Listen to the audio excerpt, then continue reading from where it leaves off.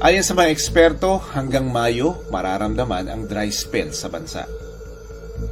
With rising temperature or very high temperature, this will have an effect dun sa supply ng tubig. Ang pagkakaunti ng water supply dahil sa mainit na temperatura, ang mangyayari nito is kalimitan yung mga wildlife ay maghahanap ng alternative source ng tubig.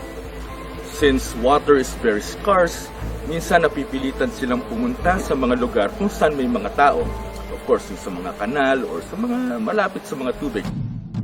Dahil din sa sobrang init, naglalabasan ang ibang hayop sa kanilang lungga.